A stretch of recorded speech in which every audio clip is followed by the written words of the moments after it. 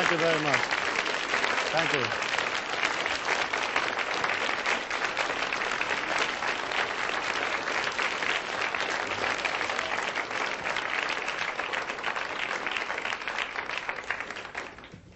Well, hello and welcome.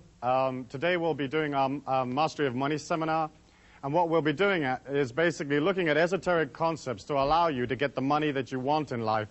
Not necessarily to become millionaires or to become very, very wealthy, but to have enough money to go through the physical plane, to buy those experiences that you need for yourself and for your loved ones, and to feel a sense of it all just coming to you naturally as an outpouring of the love and the creativity that you put out, rather than this whole concept of like working hard and struggling and forcing the whole thing to come about for you. Basically speaking, the way that I handle esoteric money is I teach people to raise their energy. I teach you to become more life force, more power, and then when you do that, people will be pulled to you. People will show up. They're going to crawl over the walls and under the doors, and they're going to lower themselves in through the ceiling, and they will be there. And when they show up, what you have to do is bill them. You have to have a way of billing these people so that you can basically make money. And that means being organized, having a product or a service or something that you can give to these people when they show up in your life.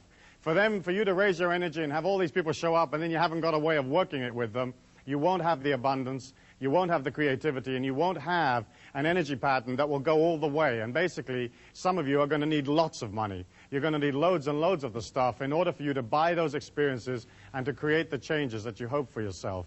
When you look at the physical plane, you can understand that it isn't designed for people to be rich.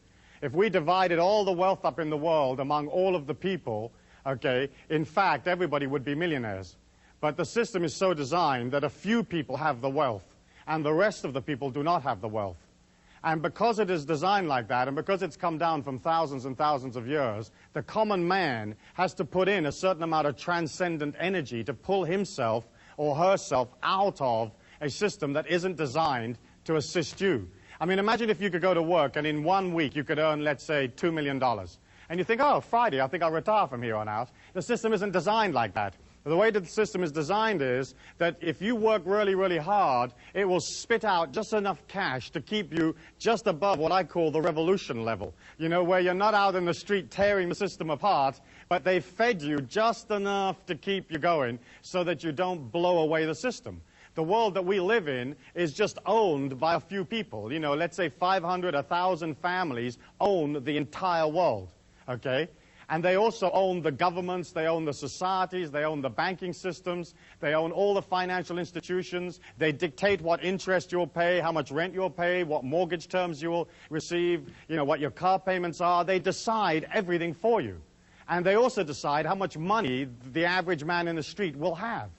And if you are, let's say, a small businessman and you've opened a business, you're going to open it in that kind of energy pattern, in an energy pattern of control, restriction, keep everybody bottled down, give them a little bit so they don't revolt, but don't give them too much, because we don't want these people coming up out of the pack, becoming too self-empowered, and starting to take away the control that the big people have.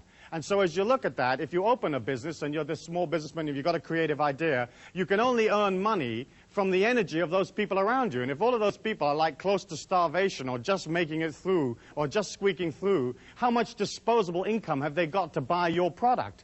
And so we're all affected, whether we're independent business people or whether we work for one of the big institutions or we work for the system, we're all basically affected by the fact that the whole thing is not designed for the common man. And you've heard me say that many, many times in this seminar and in other seminars, that the world is not designed for the people. It's designed to keep the institutions up. It's designed to keep the philosophies up. It's designed to support the governments. And you, as the ordinary working people, are always sent the bill. You get to pay for everything. If there's a mistake, you get to pay for it. You know, if there's some kind of disaster, you pay for it. And as you look at that, you can understand that the only way that you can pull out of those feelings and out of this conditioning that basically is absolutely designed to hold you down is by you having a force of will that is stronger than the force of will that is trying to control you. And you have to create inside of you an energy pattern a bit like, well, imagine if you were like swimming along in a swimming pool. And you're down at the bottom of the swimming pool and you're holding your breath, and like Swamp Thing like grabs you by the ankle, you know? How much would you want to swim to the surface?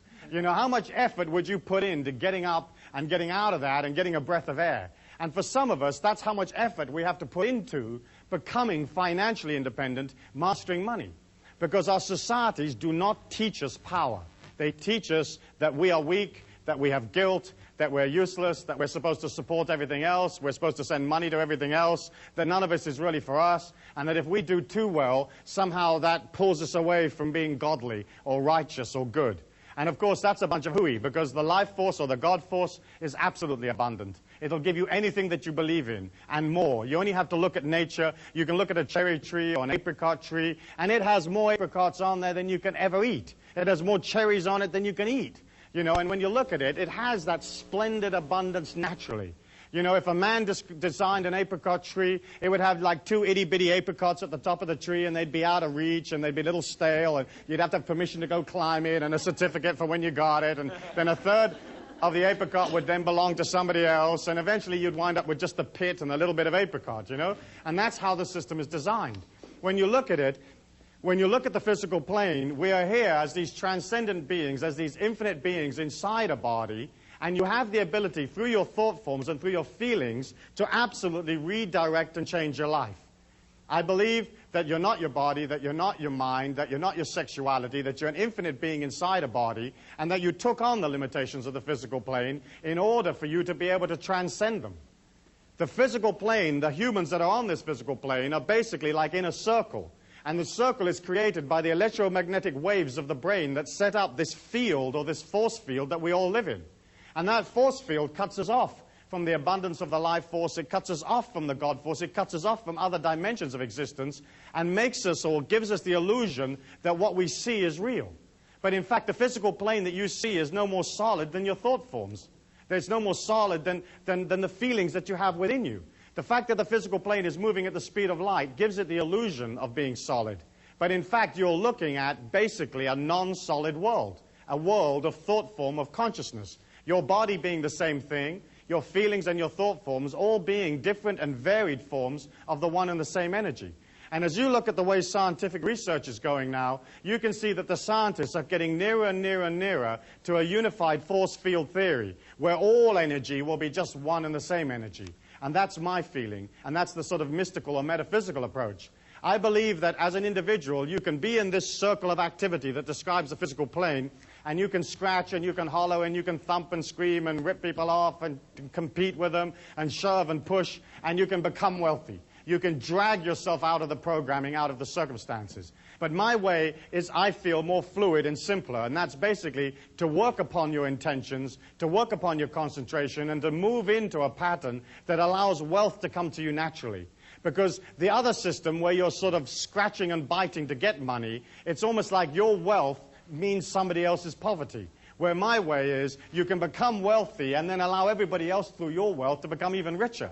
It's not like there's any limit to how much is out there. And it's not like there's any limit to how much money you can have. There are millions and millions of dollars every day that are lost and left lying around, and people die and they just leave it in little sort of carrier bags someplace.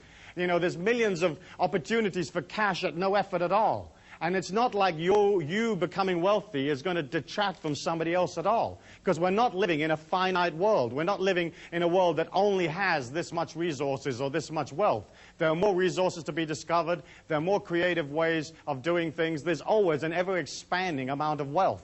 And what you're doing as an individual is, you're saying, listen, I'm happy to concentrate on making money because I understand that if I don't concentrate on making money, I won't have anything. You know, if you concentrate on the phantom rapist comes out of the woodwork and bites you on the bum. If you concentrate on money, you get money. But of course the societies and the way we teach our children disengages them from money. It disengages them from having wealth, because we teach our kids, hey, it's not okay to be wealthy. You know, the meek will inherit the earth. The God force doesn't want you to be wealthy. It just wants you to be this little thing and being terribly poor and being terribly thankful for the little itty-bitty that you got, you know. But of course, that's not true. That's just a load of hogwash that was handed down over thousands of years. You know, the life force could give a damn how much money you have or don't have. It is not emotionally involved in whether you're okay or not okay. If you're doing splendidly, then your splendidness will help others, because you'll be doing economic things, creative ideas, you'll be spending your money, hiring people. You know, you're helping the world by becoming powerful. And yet we look at a physical plane where everything is designed to not allow us to become powerful. As you come into the physical plane, as soon as you're born, or some people would say even before you're born, that mind of yours is beginning to record every feeling, every event, everything that's ever been said to you, and you suck all of that up. You know, you can put a person in a hypnotic trance, and you can take them back to when they were 11 years old, to their birthday party or something like that, and you can have them tell you how many people were there, what their names were, how many cans of Coke they drank, how many packets of Jell-O was eaten, who did what. Everything is in your life. Everything is all there. How many steps you took from the parking lot to your seat right now. You have a memory of all of that. And you imagine this small babe, and it's lying there, and it's sucking in all this information. Okay, and it's born to parents who think that, like, working hard is honorable, that you have to work hard to make it through the physical plane, you know. Well, let me ask you a question. How many of you here think that you have to work hard to make money, or you've been taught that you have to work hard to make money? Let me see your hands. Okay. You see, they sold you that. They sold you that. The people that run this circle of activity, okay, sold you that because they wanted you to work for them. You know, they wanted you to work hard for them. Okay? And so basically speaking, we buy into that working hard is honorable, or working hard is how you make money. Making money has nothing to do with working hard. It's nothing to do with effort or struggle. It's mostly a matter of being balanced and organized. And as you begin to center on your creativity, people show up that want to be a part of that creativity, want to be a part of that action. They feel your security, your strength, and they sign up for it, and they pay you for it. So it's a simple transference of energy. You transfer them an idea, and they transfer you another idea called money. As you look at that, you understand that, like this small child inside this body, it begins to suck in all of these belief patterns, and it has no volition of, you know, as to what is going to go in there. You know, whatever goes in there is whatever goes in there. So if the mum and dad are fighting over the rent, that's in your subconscious mind. You know, if your mother's into sort of saving and clipping little coupons and there's a big stack of them in the kitchen, again, that's in your mind. Save coupons. There isn't going to be enough to eat. You know, reserve this. You know, eat the leftovers. You know, do this and do that. And I'm not saying you've got to waste stuff as you go through the physical plane, because I don't really agree with that either. But we take on whatever our mum and dad or our father and our mother thought. And, of course, so many of our fathers and mothers came out of a generation when there was a depression, when there was a great amount of difficulty, and so they're not able to express a more transcendent, more fluid understanding of money. Today we live in the largest and most fast-moving capitalist society in the world, and there's millions, there's billions that are moving around at any one given moment. And yet here is this mind that takes on all this sort of stitch in time, saved 9, and a penny saved is a penny earned. And we take on that mentality, and then we wonder when, as we go out into the physical plane as young adults or as teenagers, or we go out into the workforce, we begin to resonate that into the life force. And the life force, or the energy, that the force field that we're in, reflects back to us exactly what we believe, exactly what we put out there, and it gives us back struggle. It gives us back, there's not enough. It gives us back, you know, work for no wages, save your money in case something dreadful happens, do this and defend that, and you know, and if people don't like this or don't like that, sue them for the money or go chase them for the money. But you know, there isn't enough, and that whole energy of like there not being enough and there isn't going to be enough for you to get through is sold to you as a way of disenfranchising and controlling you. Inside this circle, everybody believes life to be real. And the circle is created, as I said, by this electromagnetic energy that leaves your body, which I believe is created by the oscillation of the brain waves. And so as we look in this physical plane, we're looking at a physical plane that deals totally with manipulation, totally with restriction, and totally making sure that you don't come out of the pack. Okay? As you're going through the physical plane, you're taking in everything that you hear, everything that you feel, everything that's ever said to you, and you're also taking in all the rest of the energy. You're taking in energy subliminally. You're taking energy in below your threshold of consciousness that you are not even aware that you're taking it in. And we know from the subliminal tapes that we sell through our catalogs and so on that the mind has an ability to hear affirmations that are placed 40 decibels below regular earshot. And so we have a track of music that rides up and down, you know, getting louder and softer. And underneath this track of music is a loop tape that runs these very powerful affirmations that are designed to create behavioral change. And as that loop rides up and down with the music, it stays 40 decibels at all times below the music, below the earshot. And we know from our research and the research that's been done in various universities in the United States that the inner mind hears that and accepts it. And yet think of you, you know, you're going through life, and how many sounds and how many feelings and how many opinions are you a part of that are very debilitating, that are very weakening, that you may not have chosen, but that became a part of your mind, you know? Like you'd be at the supermarket, and like somebody in two lines or two aisles further over to the right might sort of pick up a can of beans and go, oh, look at the price of those beans, the world's falling apart, bong. And that would enter your mind if it was 40 decibels below your regular earshot. So you're a product of not only what society has told you can't have, not only what your parents told you couldn't have, but you're also a product of all the thoughts and feelings of the people around you. You can't sit next to somebody in an audience like this and not pick up whatever they are. Their feelings are booming out, and they're pervading your feelings, okay? And if you want to change your seat in the break, feel free, you know? But basically speaking, you're it. If a person touches you, there's an energy transfer. If they look at you, there's an energy transfer. And so can you imagine this young being that's coming into the physical plane, who doesn't have necessarily any experience of how to do it, and being debilitated with all of this stuff, and then going out, putting that energy into the universal law, and getting back exactly what they put in, and they put in for struggle and difficulty and hard work and lack and not enough, and the universal law gives them back that stuff, and then they can say, you see, life's really hard, okay? And each one of us came out of that same product. So for you to get out of that energy pattern, you have to push against it. You have to literally force yourself to allow yourself to be in control of the money that you make and to master the money. And the mastery of money for me is, as I said, not necessarily becoming very, very wealthy, but being in control so you spend less than you earn, and you earn enough to buy yourself all the experiences that you're ever going to want on the physical plane. When you think about it, you create a creativity, you create a product or an idea, it's energy, it comes from consciousness. Then you take it out to the people, they respond to it positively, and they give you money, which again is energy. Money is neither good nor bad. You know, the folk that said that money is the root of all evil, or the love of money is the root of all evil, they just didn't have any. Because you've got to have money to get through the physical plane. You know, you've got to have it. And of course what happened was that we were taught that somehow money and spirituality didn't mix. And yet when you meet a person that is truly spiritual, they'll have a lot of energy, and so automatically they'll have a lot of money. In the olden days, let's say in 500 BC or something like that, it was fine for a person to withdraw and to go up in the mountain and sit under the banyan tree or whatever they wanted to sit under, and to pull away from the commerce of things and to contemplate upon, you know, the light of God or whatever it is they wanted to do. But you weren't born there. Or if you were, you know, right now you're here. You're in commerce, you're in travel, you're in making things happen. It's a totally different society. And I feel you could transcend by pulling out and sitting up on a mountaintop. But once you had the power, you would have to come back down into the physical plane and do something with it.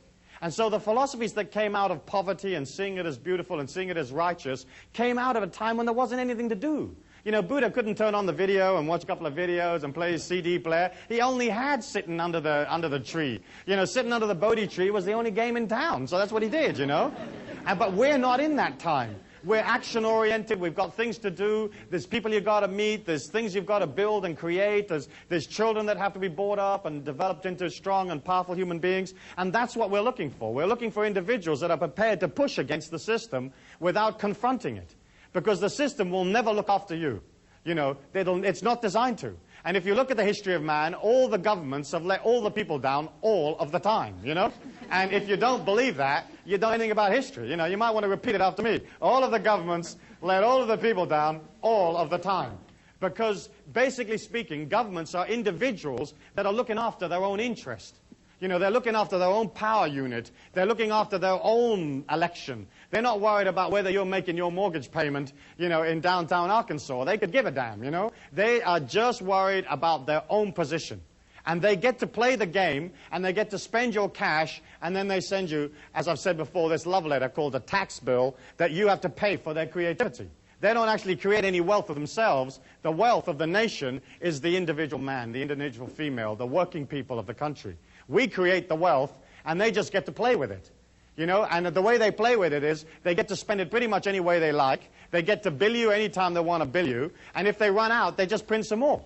And so we're looking at a situation where the whole of the circle, the whole of the people that control this circle, the families that run the world, they have a control of the money. And money to the common man is life force. It's God force to a guy that doesn't have a spiritual quest, a person that doesn't have a quest or doesn't have a belief in any kind of higher transcendence. Those people that are purely in the physical plane, money is their God force. And once these people got control of the money, they could control the life force for the world. And then they could control the destiny of the world. And there's none of you here that haven't been controlled by the big families that run the world. Because they decide everything, from the price you pay for a shirt to how much you pay to go to the movies. Everything is decided, and the whole system is designed not for you not to come out of the pack. And as long as you remember that, now you can push against it, and you can say, gosh, that's dreadful, you know, that's awful. Why have they designed it like that? They designed it because they're into control. They're into making sure that none of us ever get out.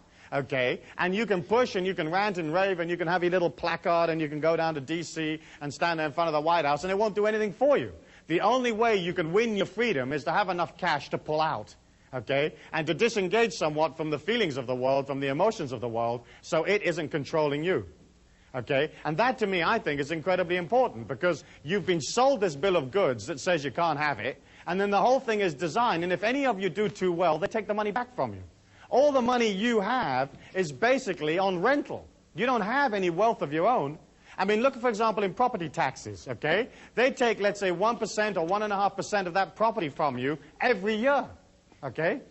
And governments go on for hundreds of years, so they can wait to get the house back from you. But they take, let's say, 1% a year. In one generation, they've got a quarter of your house. They didn't do anything for it. They never paid you. I mean, nothing happened. They just took a quarter of your house back. In 2 generations, they got half the house. In 4 generations, they'll own all of the real estate of the country. And that's how property taxes work.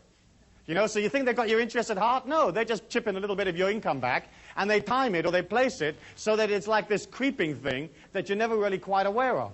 You know, and then suddenly you think, my goodness me, I've given 9% of my house back to these people. Why did I do that?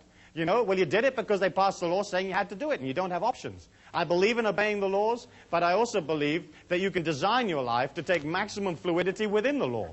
You know, within the tax structure, within all of the things that you are allowed to do, that the people that control this circle allow you a certain amount of modicum of like elbow room, and then you use that in order to become powerful.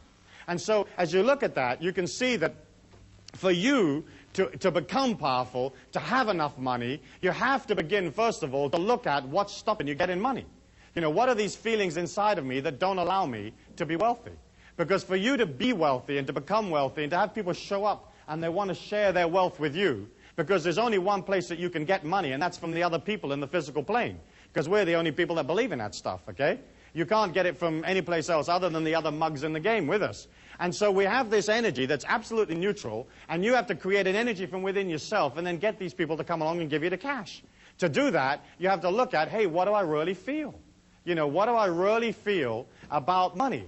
And when you look at how we deal with money, you can see that, like, for example, you may have had feelings. I know I certainly did. I remember thinking that if I became too successful financially, somehow it would pull me out of the society that I lived in. You know? Like, if I do too well, I might have to leave this ghetto, you know, that kind of feeling, you know? Or if I do too well, all my friends won't like me anymore. You know, or if I do too well, it may not be as loving or as strong as God might want for me, you know, because I bought into the fact that God wanted me to be poor, you know. And so as you look at that, you can see that, like, we have hundreds of these limitations. I mean, thousands of them. You know, stitch in time saves 9. You know, there's one. You know, what does that mean, for goodness sake, you know? If the thing tears, chuck it away and buy another one. What are you doing all the stitching for? I mean, who's got time to do stitching and stuff, you know? Oh, stitch. You know, I mean, you get another. It's as simple as that. But we buy that. We buy, for example, things like women are no good at figures, you know, like they're no good at mathematics. That means that somehow or other they're not going to make so much money. And, of course, women are just as good as anybody else with mathematics. You only need an $8 calculator. You can work it up to $10 billion, you know. And I do a lot of business with females, and we travel all over the world, and we use a lot of feminine talent in various areas, and they know how to charge, and, you know, they know how to make it work. I mean, it's simple. It's like, well, here's $1,000, lady, and here's $20,000. Which would you like to have, you know? I mean, it's obvious. You don't have to be brilliant to figure that one out. And so, you know, we buy that stuff. We buy that stuff. We buy, like, getting inside the little circle, getting in the corporation, and taking what they eke out for us, you know? There are other types of limitations that deal with, like, religious beliefs, you know, where if you're not, you know, you're not holy if you're rich, or that kind of thing. And then, of course, we have all the limitations that deal with, well, if I do too well, you know, nobody will like me. If I do too well, it'll be such a responsibility looking after all this cash. You know, how the heck am I going to figure out what to do with all of this money? You know, if I do too well, you know, it will cause me problems. I'll have all these responsibilities. I'll have to defend it and so on. And we buy that stuff. philosophical limitations about your relationship to money. Spiritual limitations of one kind or another, sexual limitations. Maybe if you're a minority, you may feel that in this society you don't have the ability to do as well as the people that are in the majority, like as if the God force of the money knows what the color of your skin is, and thinks, oh, I'm going to give this guy a hard time because he's different or something like that. And as you look at that, you can see that all of the people out there in a society or in a circle that is not designed for them to do well with anyway, and all of the belief patterns they've got and all of the limitations, you can see that, you can understand why the people aren't rich, why they never make any cash. Let me ask you for one or two of those standard limitations that we're all a part of, those limitations that are so much a part of our culture. Perhaps you might like to kind of wander around and pick up a few for me. Great.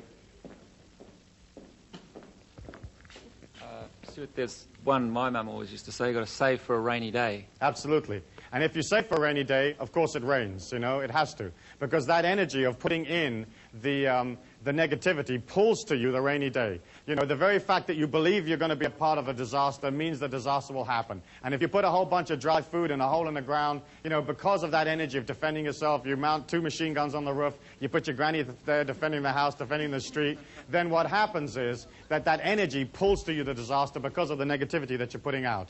And if you put this dry food in the ground, something will happen, and this moose will come along and it'll do itself on your food, and there goes your stash or there goes your stock. Let me ask you for some others. If you have any money, don't tell anybody. Yeah, if you have any money, don't tell anybody, because some reason or other that's going to either make them angry or jealous, or they're going to come around and try to take it from you. Of course, that's a load of nonsense. If you're wealthy, you just feel wealthy. I think you don't want to be brash about your wealth and sort of showy or too showy, but you got to spend it. There's absolutely no point in having money if you don't get rid of it. The whole point of it is to keep it moving and keep it flowing. Money, of course, is like manure. If you pile it all up in one place, it stinks. If you spread it around, it makes things grow. Right?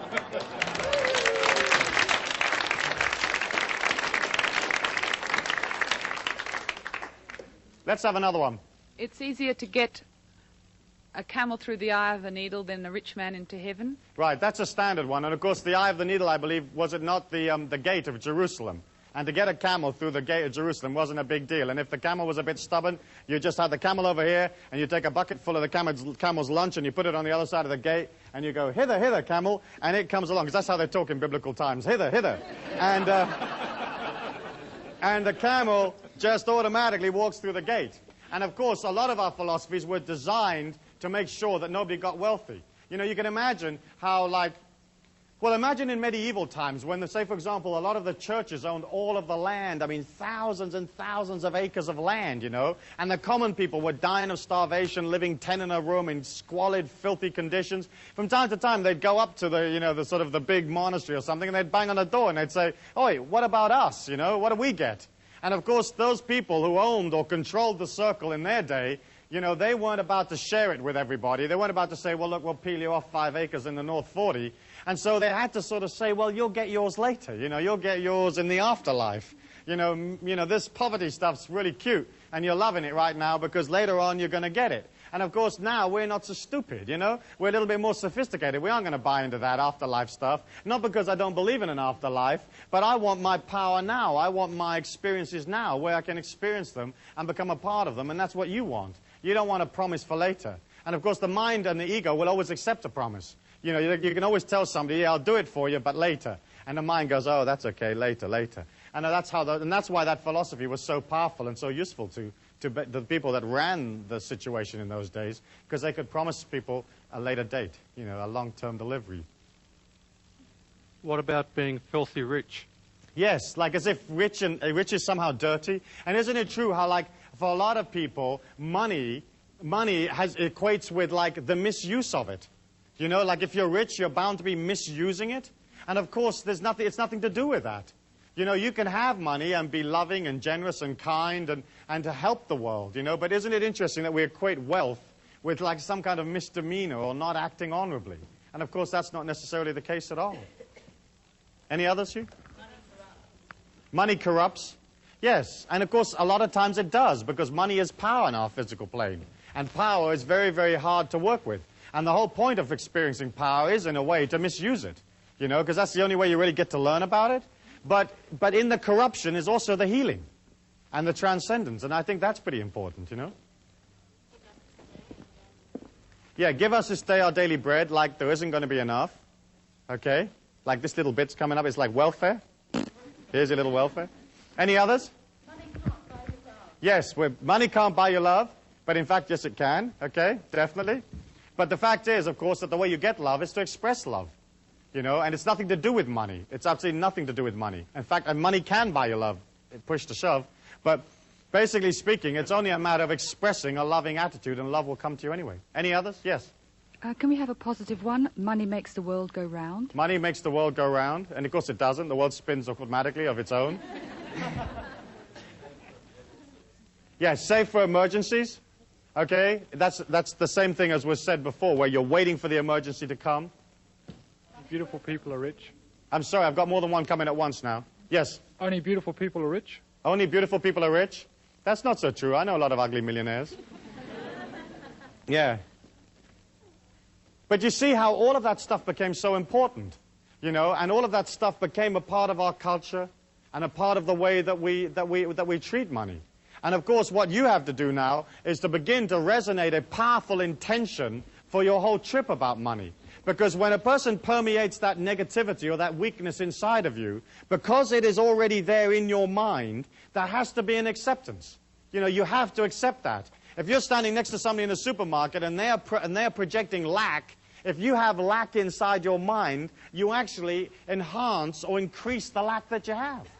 Okay? The only way you can come out of power is to not have it in your mind, or to have this forward projection of energy, this expanding energy that feels, yes, I can, yes, I will, I have it all around me, this is a flowing situation, and there's no problem with the amount of money that's going to come to me in my life. When you resonate your feelings, they change moment by moment as to what you feel about yourself. If you feel negative, you begin to create inside of you a feeling that pulls energy to it in a kind of imploding or coming in parabola of energy or curve of energy. And negativity has a way of resonating, so it sucks other feelings towards it. So if you're negative, you'll pull to you somebody else that is equally negative. If you're negative, you'll pull to yourself energy patterns that are disastrous or tend to fall about. And at the top of the curve, you know, it's just little niggly things that go wrong. You know, the car won't start, and this happens, and the handle comes off the bathroom door, that kind of stuff. But then bit by bit, as you begin to resonate the negativity after a long period of time, then suddenly the whole energy pattern begins to break up around you, and the whole thing drops on your head and collapses on top of you. You know, whether it's a financial collapse, or whether it's a collapse of your physical body, or collapse of a relationship or some situation, it's because through the negativity, you pull that to you. And by pulling it to you, you suck from the physical plane, and you suck only those parts that are congruent to you.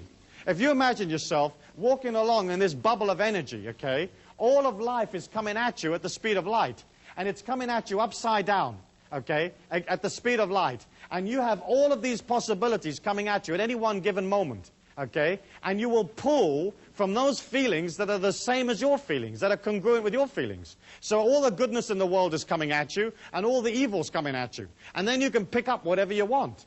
And so you kind of filter through your own feelings those experiences that are exactly the same as what you feel. And so as you maintain and establish a negative energy pattern, or a pattern of limitation or lack, it begins to pull in on you, and it pulls from the physical plane all of those things that are exactly the same. The only way to defend yourself against that, the only way to really develop a power inside of yourself, is for you to begin to pull out of you this transcendent, infinite, abundant feeling from within you. When you express positively, it creates an outgoing or exploding curve of energy. It's like this outgoing feeling. Not only is it warm, is it fresh, is it loving, but it inspires people because it's pure life force. It's pure confidence. And it's not like sort of confidence that you wear on your sleeve, which is real sort of pushy type of confidence, but it's basically confidence of feeling everything's okay. And as you resonate that energy outwards, the more and more power that you put out into the world, the more you allow that infinity and that abundance to come from your feelings, the less the negativity of the other people pulls you down.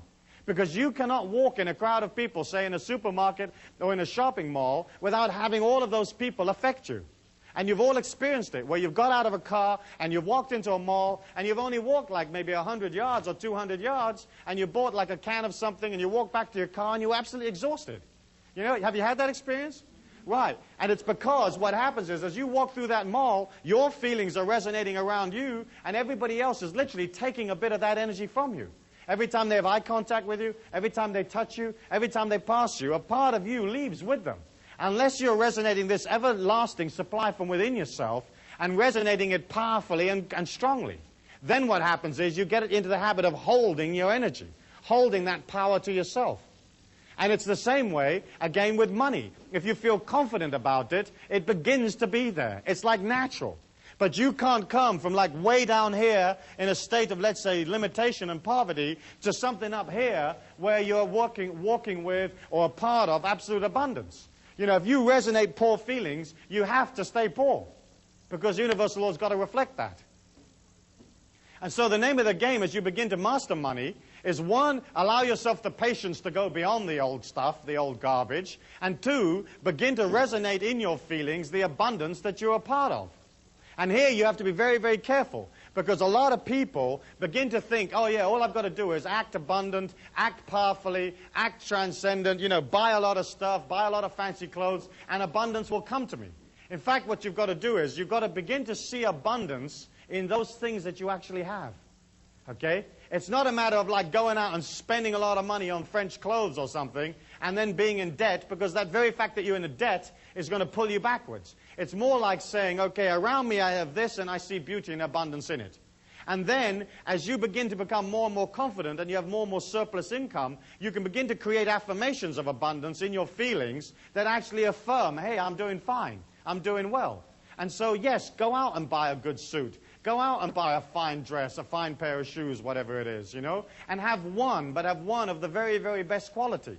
If you go for the cheap and the cheerful and the discount, it's always has that energy. You know, a discount, say, vacuum cleaner has a discount vacuum cleaner's energy.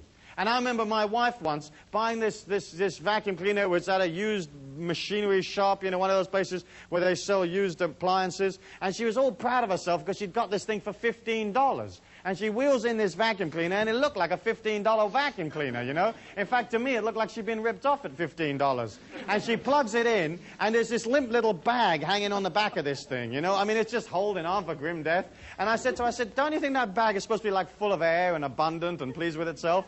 And she says, yeah, you know, I think you're right. And she was vacuum cleaning this room, and the vacuum cleaner made a decent kind of noise, but you could see that nothing was coming up off the carpet, you know. As it went over dust and pieces of paper, they just jumped up and then went back down again. And I thought, this is not a real effective way of vacuum cleaning the carpets. And then as she was wheeling this stupid thing around, the wheel came off. And as it came off, it created this sort of very, very sort of gentle curve as it went around the carpet and sort of came into this semicircle around to the other side of the room. And of course, as the wheel went around the room, it did pick up a little bit of dust on the wheel, you know, that was natural. And I looked at it, I thought, oh, this is how this vacuum cleaner works, right? It fires little wheels that pick up microscopic bits of dust. You know, if you buy something at a discount, if you buy the cheap and cheerful, that's the only energy you'll ever have. You know, and you can go in there and you can see this vacuum cleaner and it looks neat and it's made underwater by Brazilian convicts and it only costs $9 and you'll say, I take it, and it has that energy. And so I would say to you, like, if your life is in control and if you're beginning to master money and beginning to feel that you will always have money, then you can begin to spend on those things that are important for you. And I would always go for the very best. I would just have less of them.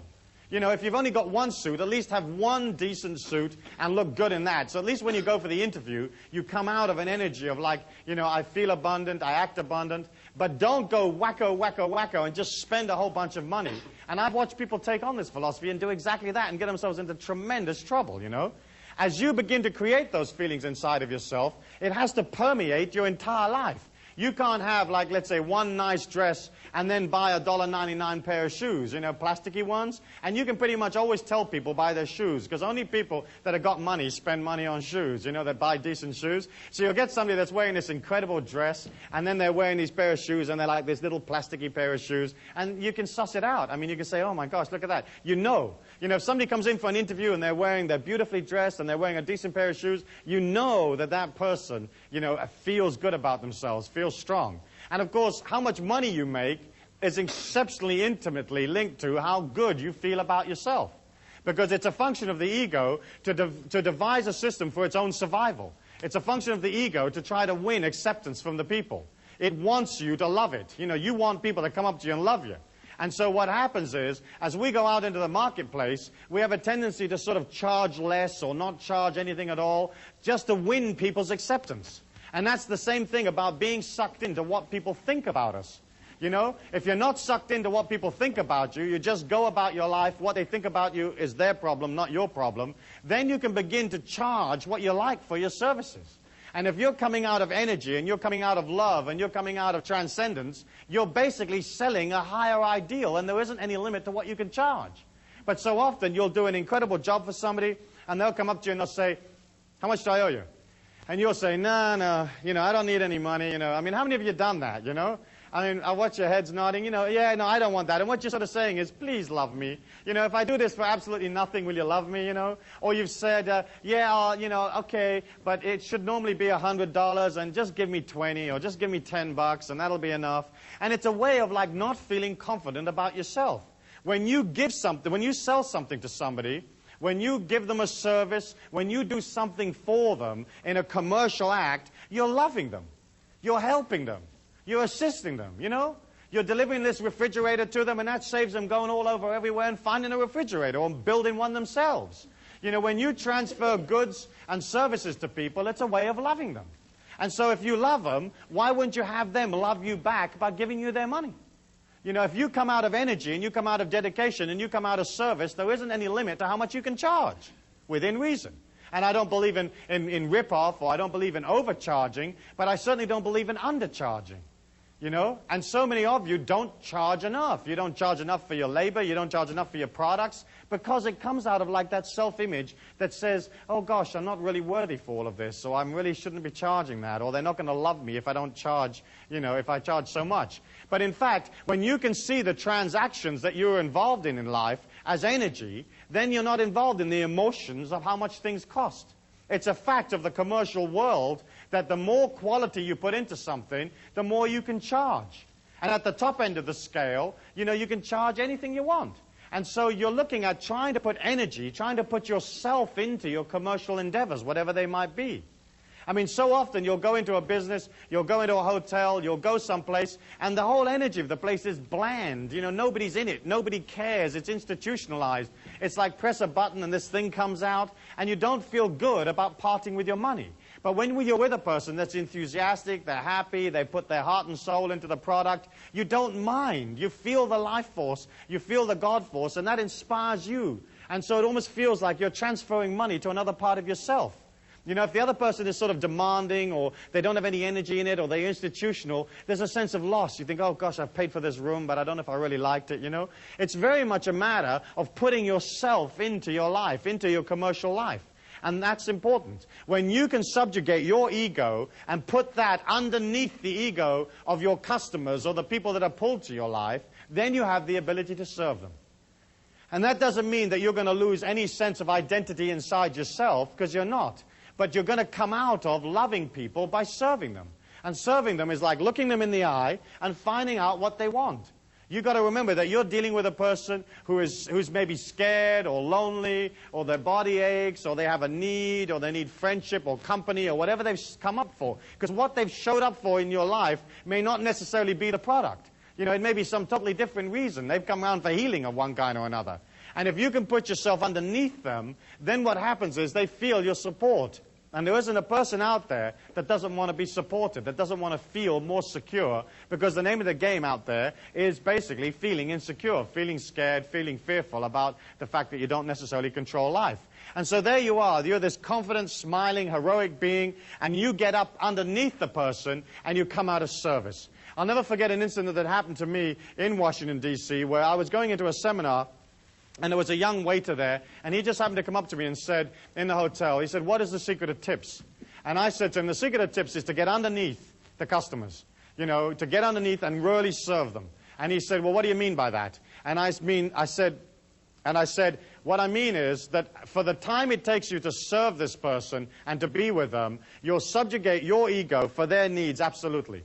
And so rather than coming out of like thought forms of, oh gosh, when does this shift end? And look at this guy, I really don't like the way he's dressed. And oh goodness me, he's asked me for some more peanuts. And oh goodness me, I'm rushing about. What you're doing is you're coming out of, how can I help you, sir? What can I do for you? You know, would you like ice? Would you like lemon? What would you like? You know, would you like it on this side of the glass or that side of the glass? You know, would you like another pillow, another cushion? What can I get for your lady wife? What would she like? You know, there isn't anything while you're in my care that I won't do for you, you know. You want me to take your canary for a walk while you're having a drink? No problems, you know.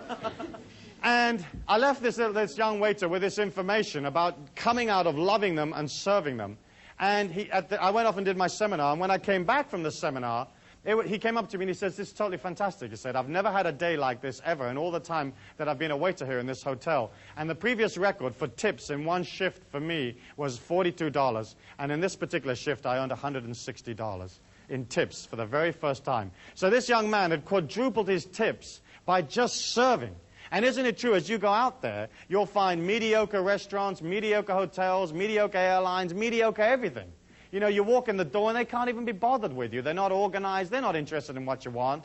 You know, and you get this feeling of like, hey, I'm not a customer, I'm not a person. And you don't buy, or you limit the amount you will buy. And you don't feel this expansion and this power inside of you. And so as each of you begin to look in terms of like developing a way of becoming independently wealthy or developing some kind of creativity so that it gives you more wealth, all you really have to do is serve. And serve is energy.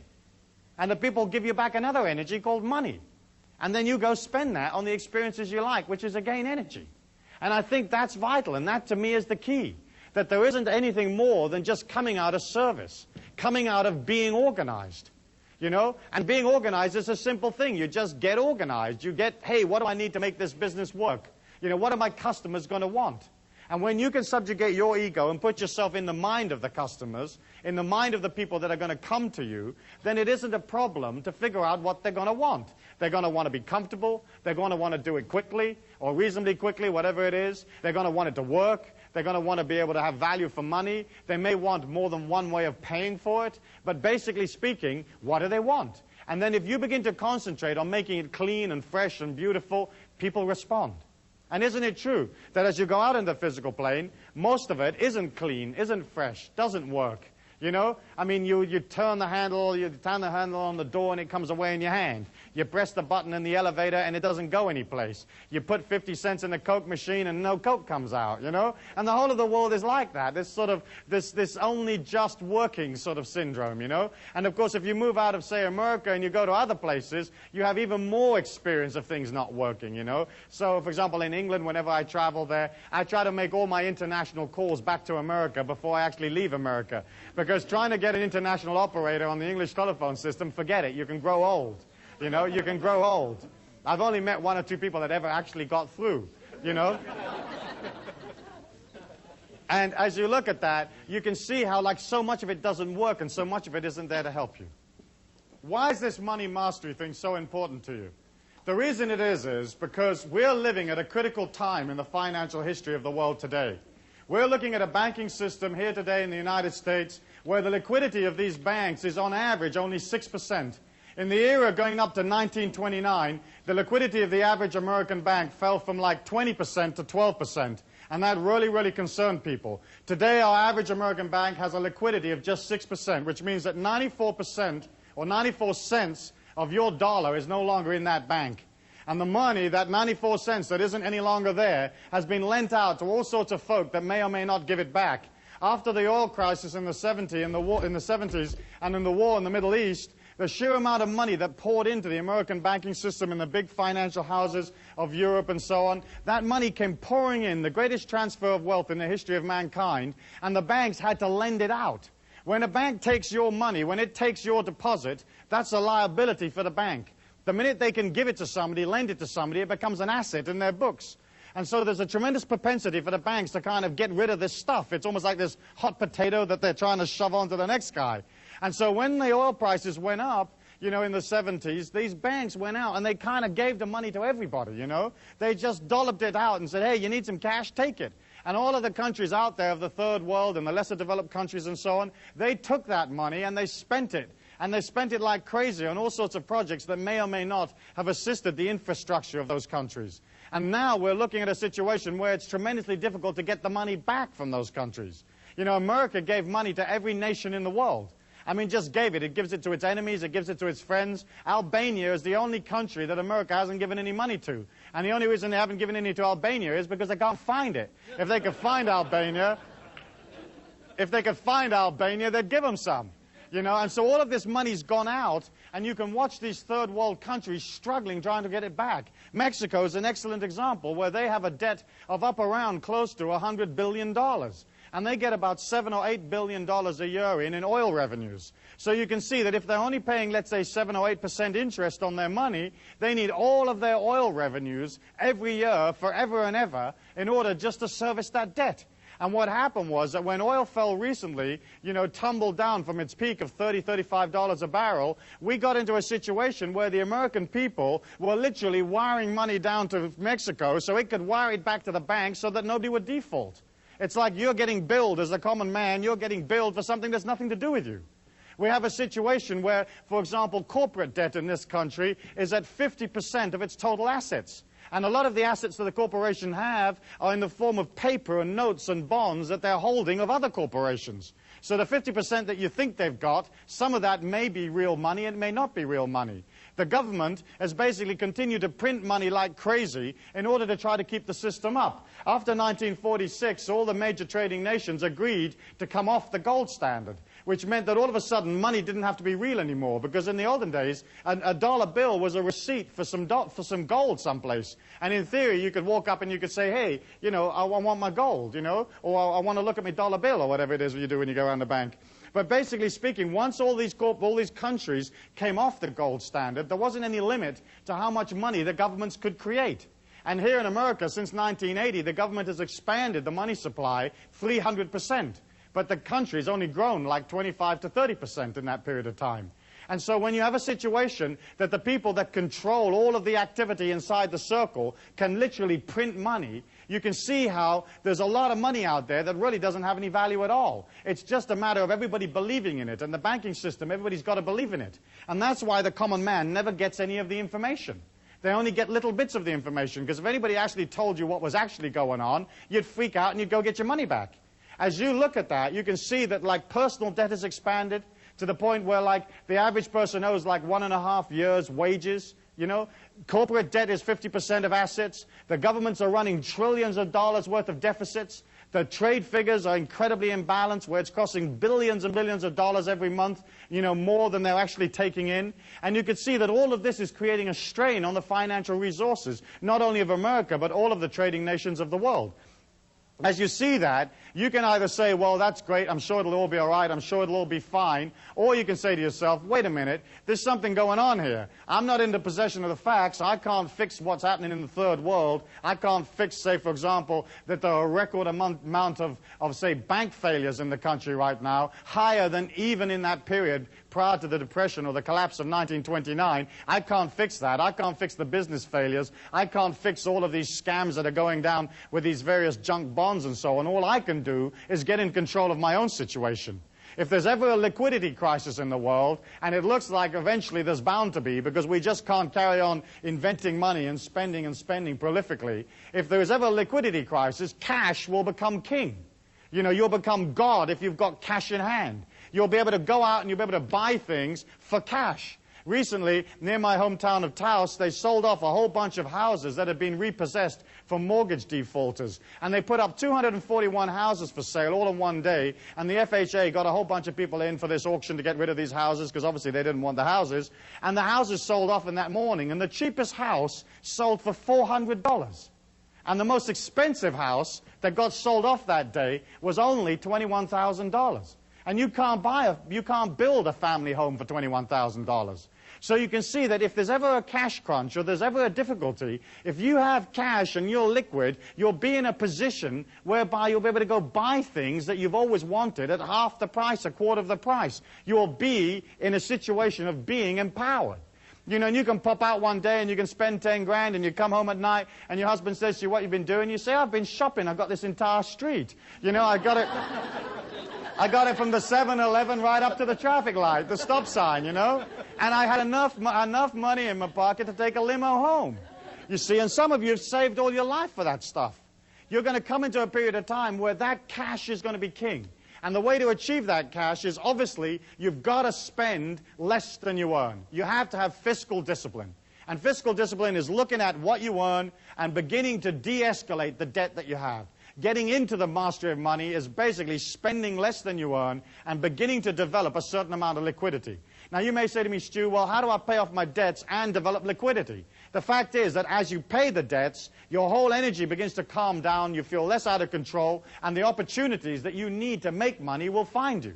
But again, you have to be organized, you have to be centered, you have to know what it is you want, and you have to begin to go for it.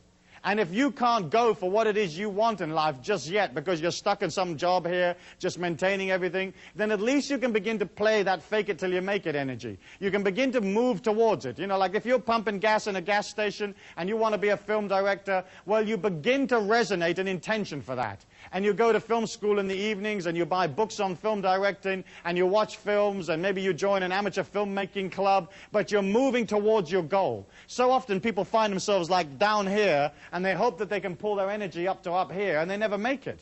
You have to move towards whatever it is you want, and as you move towards, it's almost like the energy comes around you and supports you to get what you want. Which means that, of course, you've got to be clear about what you want, you have to have clarity, you've got to know what it is you want. And we've spoken about that in the past, have we not? But it's mostly a matter of deciding, hey, what do I want for my life right now, and what do I want later on, and what do I want later on, and concentrating on the right now. And of course, if you're not clear about what it is you want, then you begin a program of getting rid of all the encumbrances and all that stuff that's around you so that you can have what you want, so that you are clear about what you want, you know? And then you develop this high clarity about who you are, what your mission is in life, what your gift to the people is. You're like, hey, what are you going to give people? You know, you're this heroic being, you understand yourself, you've got perception that other people will never have, you've got energy they'll never have, creativity that they can't even dream of, and what are you going to give them? You know, what are you going to give them when they show up? And you have to have that clear in your mind. As you develop high clarity, as you develop high resonance, which is basically moving towards your goal, resonating this intention, resonating the whole idea all of the time, bit by bit, the universal law has to give it to you. And it's only a matter of coming out of control. It's only a matter of controlling the situation, dominating the situation, and seeing what opportunities there are. In order for you to be able to be in the marketplace, you know, you have to have something that you're going to offer. And so each one of you is going to have to develop a skill or some kind of service or knowledge, or you're going to have to get into control of a product. And you've got to have something. And so often people want to make money, but they don't have anything. You know, so if you haven't got that, you're finished. You haven't got a chance. You've got to have it. It's got to be neat. It's got to be fresh. It's got to be exciting. And it's got to be there for when people show up. So like a skill would be like you're a plumber, or you do something that other people can't do, and you do it for them, but you do it in an unusual and creative and exciting way. You know, and you roll up at the front door, and you're in this big polystyrene bubble, you know, that looks like a sort of a spanner or something. People say, what are you? You say, I'm the plumber, and it's musical, and up comes a little hat, you know, and they think, oh, this is incredibly interesting. This is really different. Most plumbers show up in, you know, oily overalls, grumbling and moaning about how lousy plumbing is. And this guy shows up in his chicken outfit or whatever it is, you know. I always had this idea of a loan package where you'd get all the details of the loan you wanted when you went to the bank. And it was this incredibly beautiful loan package. And then you would train these three canaries to sing. And when you open up the loan package, the canaries would go, give us the loan, give us the loan, give us the loan. You know, well, imagine the bank looking at you and you telling them, hey, listen, what I want to do is open this flea circus. And by the way, here's these three canaries that we've taught to say, give us the loan, give us the loan. You know, it's like the bank would understand you. They may not lend you the money, but they would understand the creativity there. So as you decide that, you've got to either have something that the rest of the world hasn't got, which is a skill, or you've got to have some kind of knowledge. And we live in the most powerful, most information-conscious world that there's ever been.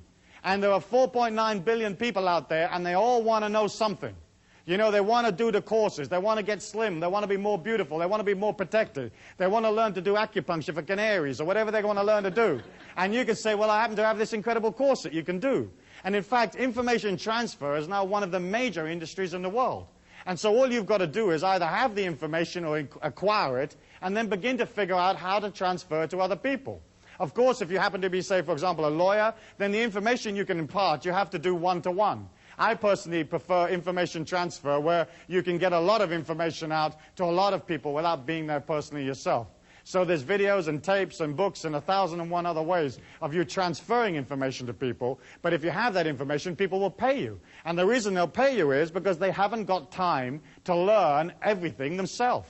They haven't got time to do it all themselves. They want you to come along and tell them, hey, how's it done? So you've got the possibility of a skill, you've got the possibility of a service or knowledge, or you've got a possibility of a product. And of course, the product is by far and away the easiest way of making money, usually. Because there isn't usually any limit to how many products you can manufacture, ship, and get paid for.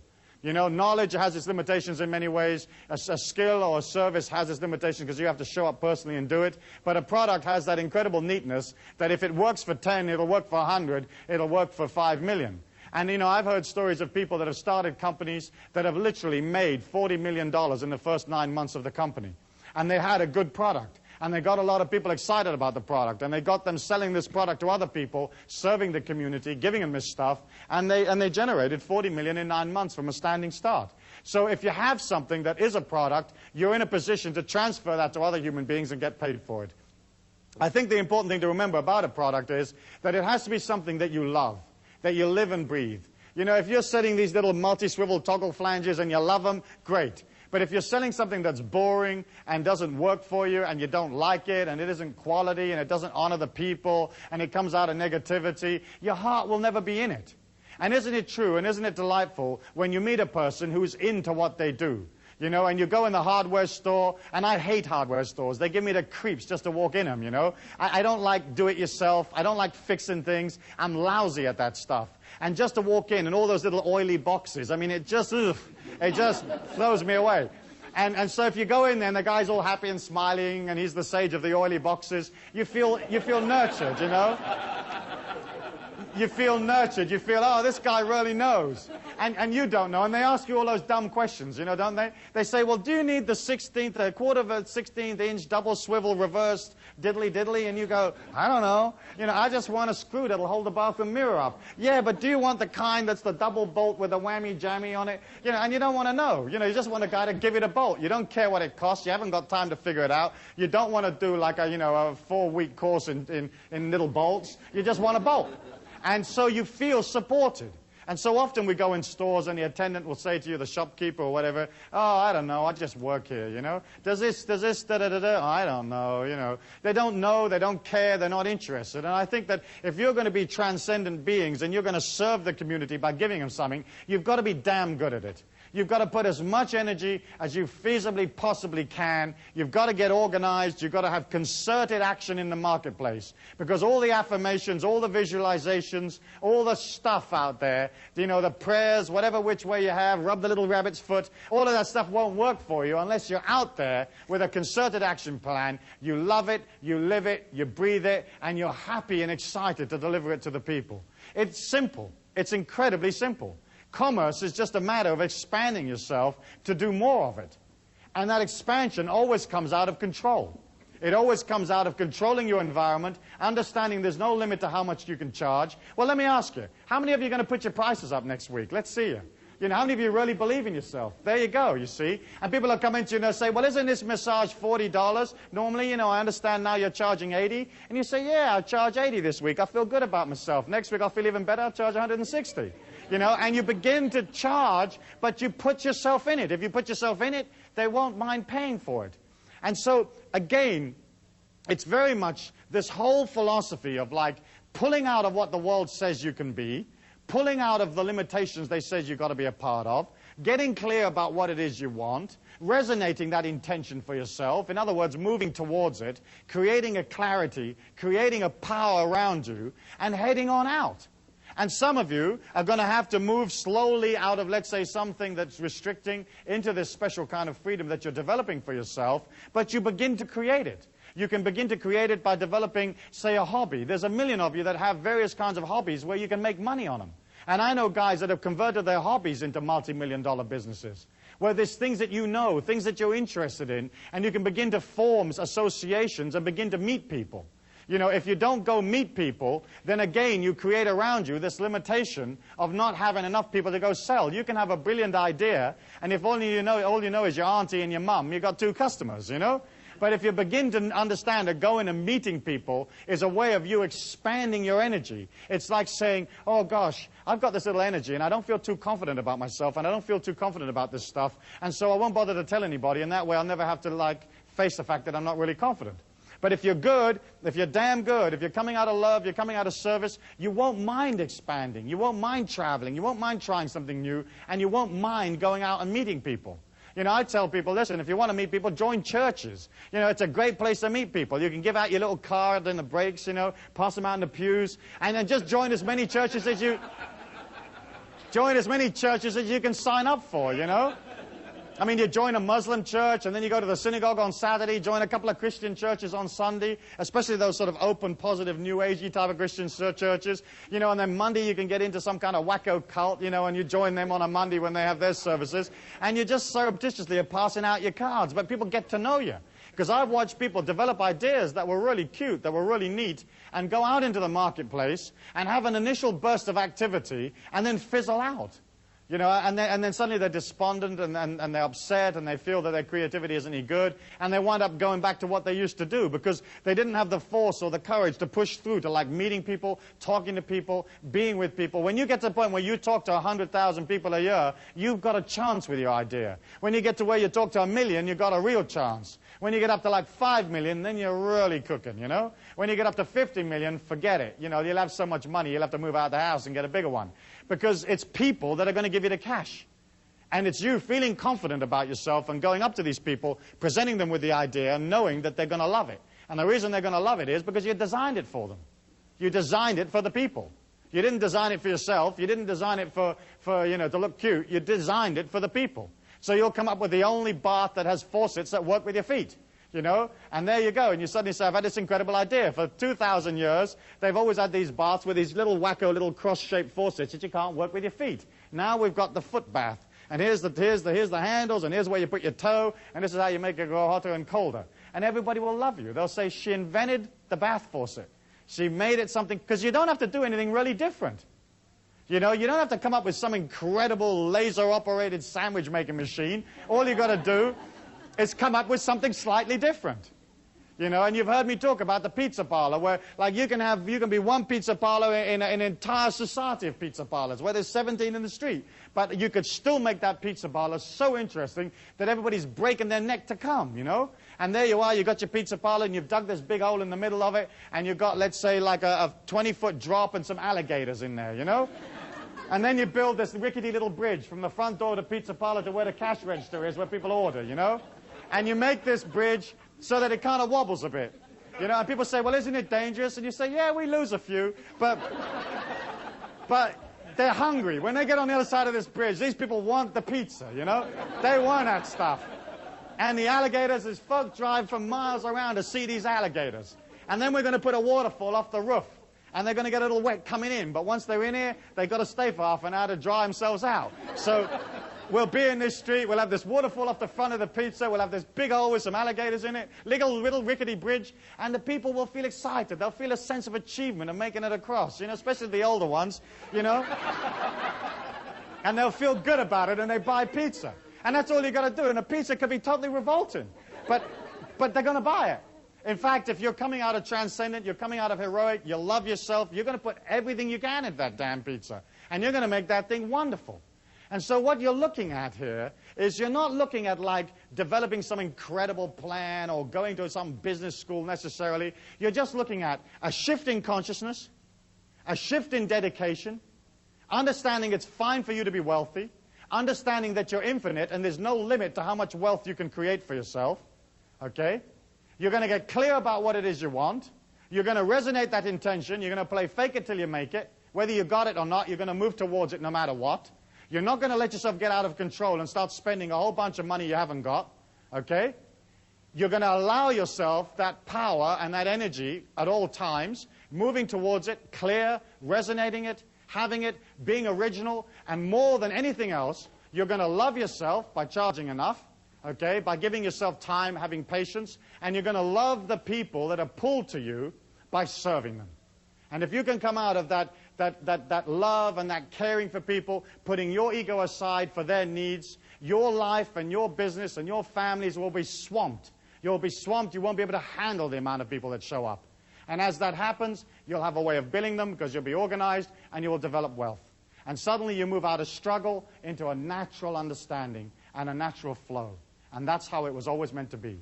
Life was only ever meant to be this gentle walk through a valley on a sunny day. It was never meant to be this incredible struggle, this incredible effort. And each one of you has that as a heritage, and each one of you can put that into your life right here and now, today. Thank you very much. Thank you.